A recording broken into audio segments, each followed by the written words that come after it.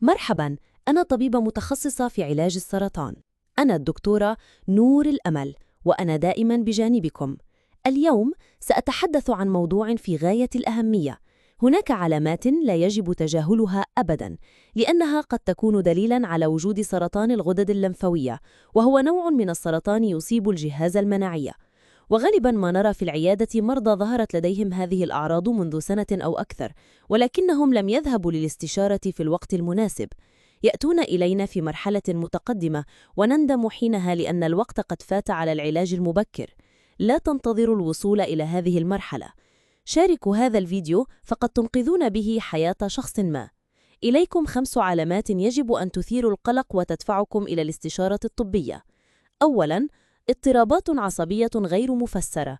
إذا شعرت بوخز أو ضعف في العضلات، أو صعوبة في المشي، أو في تنسيق الحركات، فقد يكون ذلك نتيجة تأثير الجهاز العصبي بسبب رد فعل مناعي مرتبط بسرطان الغدد اللمفاوية. لا يجب أبداً تجاهل هذه الأعراض، خاصة إذا كانت تزداد سوءاً. ثانياً، حمى مستمرة دون سبب واضح. إذا كنت تعانين من حمى خفيفة تدوم لأيام دون وجود زكام أو عدوى واضحة، فقد تكون هذه علامة أولية على سرطان الغدد اللمفاوية. لا تكتفي بتناول خافضات الحرارة وتنتظري تحسناً، بل من الضروري توجه الطبيب إذا استمرت الحمى. ثالثاً، حكة غير طبيعية. إذا شعرت بحكة شديدة خاصة في الليل دون وجود طفح جلدي أو حساسية ظاهرة، فذلك قد يكون من أعراض السرطان. هذه الحكة شائعة لكنها غير معروفة، وقد تظهر قبل تشخيص المرضى بعدة أشهر.